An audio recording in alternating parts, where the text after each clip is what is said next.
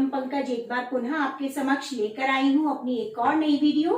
आज की हमारी ये वीडियो केंद्र बिंदु है हमारे विभिन्न कार्यक्रमों का, जो हमारी आजादी की वर्षगांठ को लेकर पूरे देश भर में आयोजित किए जा रहे हैं। तो साथियों, इसी श्रृंखला में आज दांडी मार्च अमृत यात्रा महोत्सव के बारे में हम बात करेंगे कि जैसा कि सर्वविदित है ही कि गांधी जी के द्वारा दांडी यात्रा का शुभारंभ किया गया था 12 मार्च 1930 को।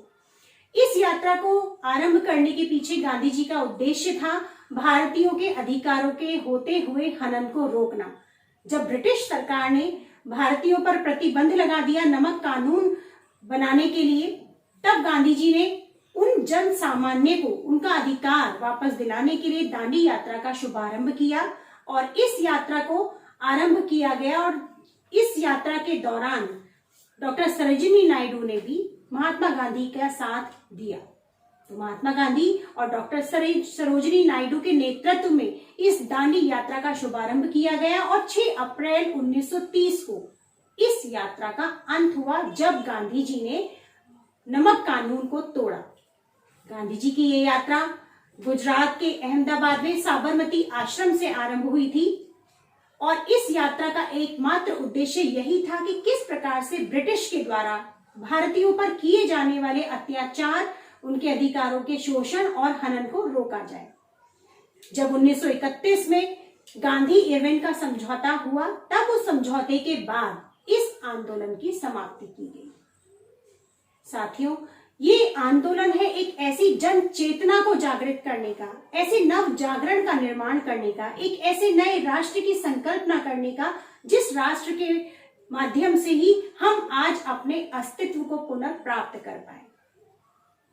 आज स्वावलंबन, स्वाभिमान और सृजनात्मकता, ये 3 ऐसे मंत्र हैं जिनके माध्यम से हम पुनः अपने राष्ट्र को एक गौरवशाली और स्वर्णिम भविष्य की ओर लेकर चल रहे हैं।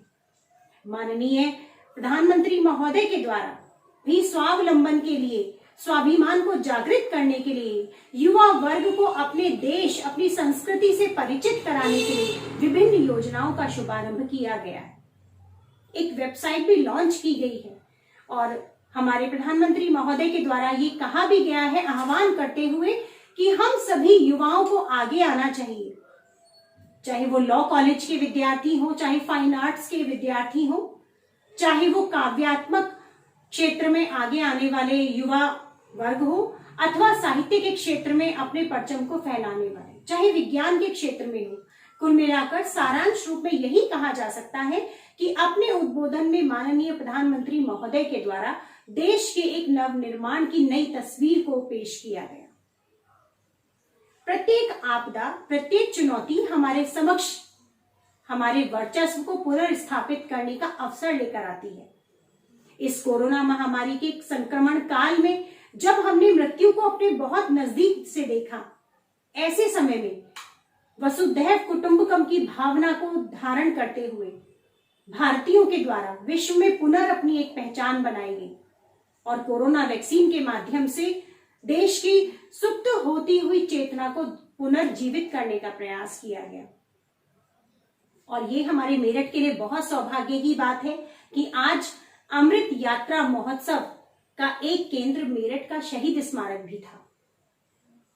पूरे उत्तर प्रदेश में लखनऊ, मेरठ, झांसी और बरेली, इन 4 स्थानों को चिन्हित किया गया था और यहीं से इस कार्यक्रम का शुभारंभ साइकिल यात्रा के माध्यम से, दांडी मार्च के सांकेतिक यात्रा के माध्यम से किया गया।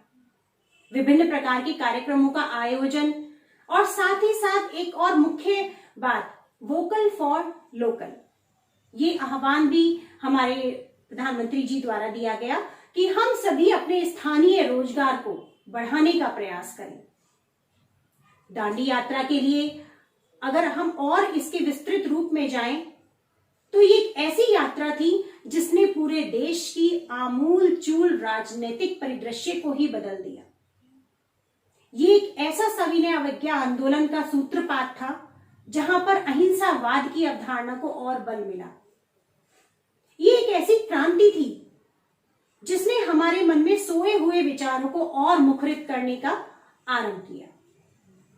इस यात्रा के माध्यम से ये लक्ष्य रखा गया कि वर्ष भर इसी प्रकार के कार्यक्रम संचालित किए जाएंगे और अपने जनमानस को, युवा वर्ग को, अपने बाल वर्ग को इन कार्यक्रमों से जोड़ा जाएगा।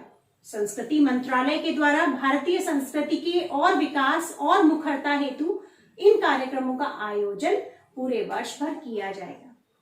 तो फ्रेंड्स, दांडी मार्च अर्थात अमृत यात्रा महोत्सव, इस प्रकार के कार्यक्रम निसंदेह हमारे संस्कृति के लिए, हमारे गौरव के लिए, हमारे इतिहास को पुनर्जीवित करने के लिए एक सशक्त माध्यम है।